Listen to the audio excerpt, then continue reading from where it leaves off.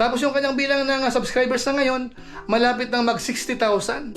So unang tingin pa lang po, makikita natin dito yung graph, talagang uptrend po siya. Ang ganda po ng channel po ni Jomar.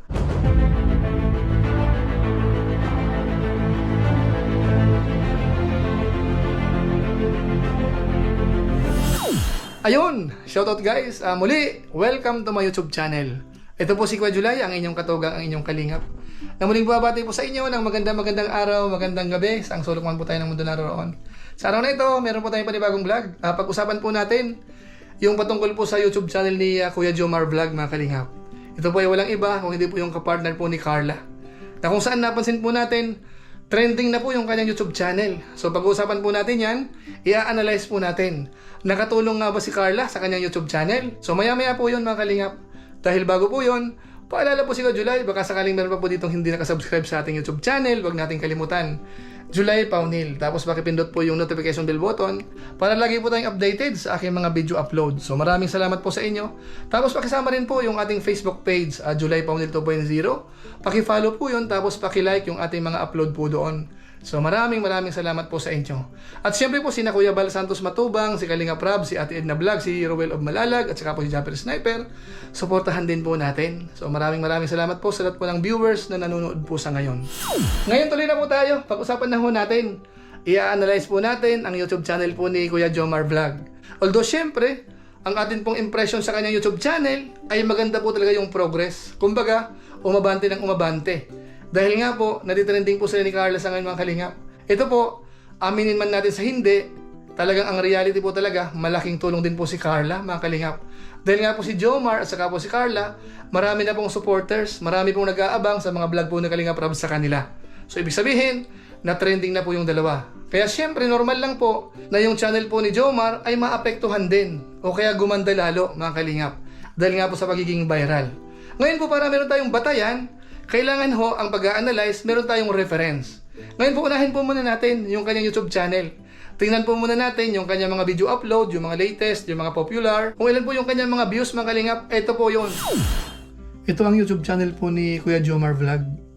So kung mapapansin po natin dito, unahin po natin yung mga video upload. Malalaki na po ang kanyang video views. Halimbawa ito, 69,000 views 2 days ago. Tapos 39,000 views 3 days ago. 15,000 views 12 days ago, 66,000 views 2 weeks ago. Tapos meron dito 6,400 3 weeks ago. Medyo maliit po ang views dito.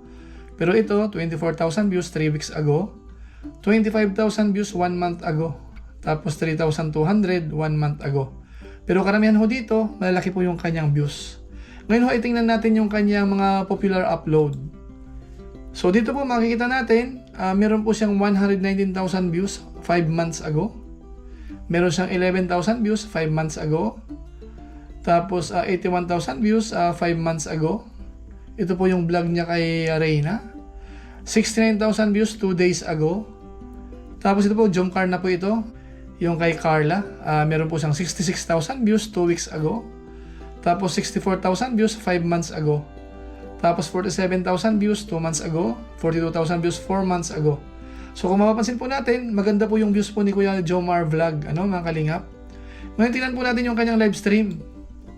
Yung pinaka-latest po ay nasa 50,000 views 1 day ago, mga kalingap. So ibig sabihin talagang trending siya.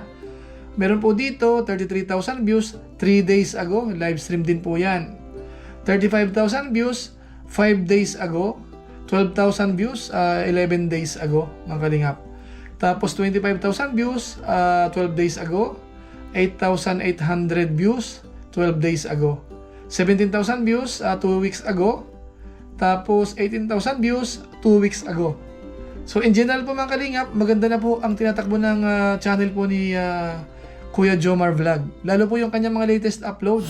So yan po, mga kababayan po natin, ang ganda po ng channel po ni Jomar. Lalong-lalo na po yung kanyang mga latest upload.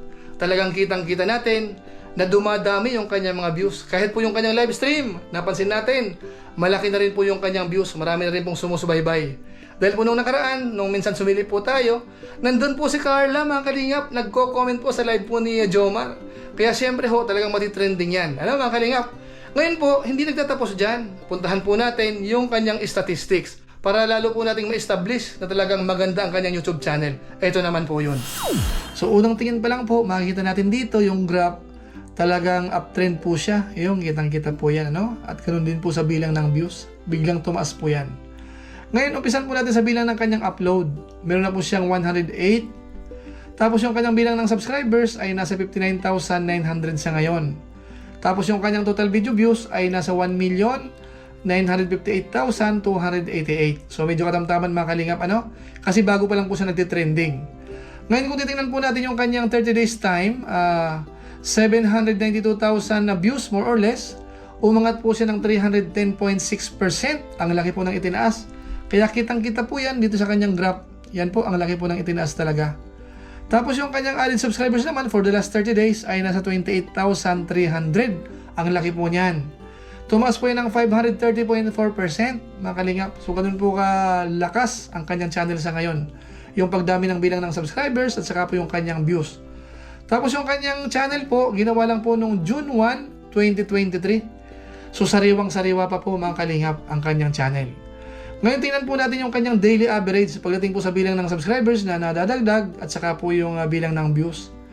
Dito ho, araw-araw, makikita natin dito, merong 700, 800, 700.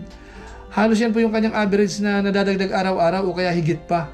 Dahil yung kanyang daily average sa ngayon, kulang-kulang 1,000. Nasa 944 subscribers po ang nadadagdag sa kanya. Almost 1,000 po yan.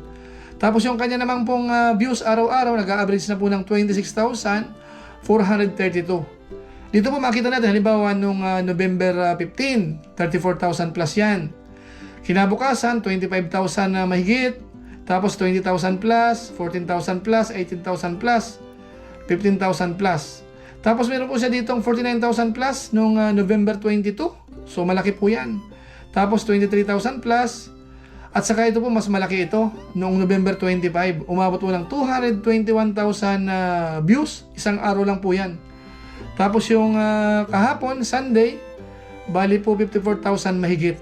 So ibig sabihin ho, talagang trending po yung channel ni Kuya Jomar. Ano mga kalingap? Ngayon tingnan po natin yung kanyang graph. Dito po, unahin po natin yung bilang ng subscribers. Dito ho, kitang-kita po natin, ano? Bali, bandang June po yan. Nagpa-fluctuate po, ano? Ayan, nakikita natin. Pero bandang August 14 po yan, medyo tumaas ng konti yan. Kaso nga lang po, nag-drop down po uli siya. Tapos nag-horizontal. Pero bandang October 9, nag-umpisa na pong umangat yan. Yan, umangat po siya. Bandang ano po yan? October 16. Maintain po siya sa October 23. Tapos October 30, umaangat ng umaangat. Lalong-lalo na po noong November 6, 2023. Yun po yung pinaka-peak sa kanyang channel. Bilang po ito ng subscribers. Tapos bumaba po ng konti, pero sa kabuuan ho, malakas pa rin po yan. Makapal po yung kulay pula na yan. Ngayon pagdating po sa bilang ng kanyang views naman, ganun din halos. Yung pattern niya, hindi po lumalayo dun sa pattern ng kanyang bilang ng subscribers. Nakaproportion po siya. Ang pinaka-peak po niyan, ganun din, November 6, 2023. So sa kabuuan ho mga kalingap, sa bilang po ng subscribers, saka po sa video views, maganda po ang itinatakbo ng channel po ni Kuya Jomar. Di ba nung nakaraan, 50,000 siya, pero ngayon ho, nasa 60,000 kaagad after a few days pa lang po. Ngayon po, tingnan po natin yung projection, kung kailan niya po maabot yung 100,000. Base po dito, kailangan niya po ng 4 months, aabot na po siya ng 109,000 subscribers. Ano? Ganun po ka-trending mga kalingap. Tapos kung sakasakali po dun sa kalahating milyon, na bilang ng subscribers, kailangan niya po ng 1 year and 4 months. Bali, ano po yan? March 26, 2025. Kung ang trend po ay hindi magbabago, mga kalingap. So, ayun po mga kababayan, kitang-kita ho natin. Ano po? Yung kanyang views sa ngayon, yung 30 days time, kulang-kulang 800,000 na. Tapos yung kanyang bilang ng subscribers sa ngayon, malapit ng mag 60,000. Samantalang few days ago, nasa 50,000 pa lang po yan. Pero ngayon, nadagdagan na po siya ng another 10,000. So, ibig sabihin, ganun po talaga kalakas ang YouTube channel po ni Jomar, mga kalingap. Kaya masasabi lang po natin kay Jomar, congratulations sa inyong channel at sana magtuloy-tuloy yan. At siyempre po, magpasalamat din tayo kay Carla dahil malaking factor po yun. Kaya po naging ganyan ang channel ni Jomar, nakatulong po si Carla. At siyempre higit sa lahat, si Kalingap Rab, mga kalingap. Dahil kung hindi po yan tinulungan ni Kalingap Rab, sigurado, hindi ho ganun kaganda ang itinatakbo ng kanyang YouTube channel. Kaya sana hindi dumating ang panahon na makatulad din po siya nung ilan na kung saan ay tinulungan ng Team Kalingap, pero ngayon, inaaway ang Team Kalingap. Bagamat siyempre, alam naman natin na hindi gagawin ni Jomar po yan mga Kalingap. Medyo naaalala lang po natin. Dahil nga po meron mga nagme-message sa atin patungkol po sa mga bagay na yan. Ano mga Kalingap? Pero siyempre, ang episode po natin sa ngayon ay pampagood vibes. Kaya concentrate po muna tayo dito sa magandang itinatakbo ng YouTube channel po ni Jomar. So siguro po, sapat na po yung ating reaction video sa ngayon, yung ating channel review. Siguro naman, maraming naka-appreciate dito po sa magandang itinatakbo po ng channel ni Jomar mga Kalingap. Ano? Kaya maraming salamat din po sa mga viewers, sa mga sumusuporta po sa amin. Kay Jomar, kay Carla, maraming salamat po sa inyo. At higit sa lahat ho, yung hindi nakakalimot kay Kuya Bal Santos Matubang at saka sa kanya mga kasakasamahan. At ganoon na rin po si Kalingap Rab. So maraming salamat po sa inyo. So siguro po pansamantala magpapaalam po muna tayo. Ina lang po muna ang ating maiksing reaction video o kaya channel review mga Kalingap. Maraming salamat po sa inyo. At gaya po ng dati, syempre magpapasalamat po tayo sa ating mga kasamaan sa COOS, Kalingap OFW Organic Sponsors dahil patuloy po silang sumusuporta sa mga pabahay program po ni Kuya Bal Santos Matubang at saka po ni Kalingap Rab. So maraming salamat po sa inyo. At siyempre sa ating mga viewers, yung masugid na taga-subaybay po ni Kuya July, nanonood sa ating YouTube channel, sa ating Facebook page, so maraming salamat po sa inyo. Lalo na po, yung mga hindi po nag-skip ng ads, masipag mag-like at saka po nag-share ng ating mga videos.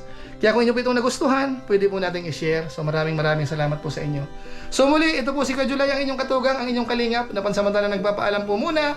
Kita-kita na lang tayo sa mga susunod ko pang vlog. Maraming salamat sa inyong walang sawang pagsuporta po sa ating YouTube channel. Pagpalain nawa kayo ng Diyos. Mabuhay tayo lahat. God bless. Bye-bye!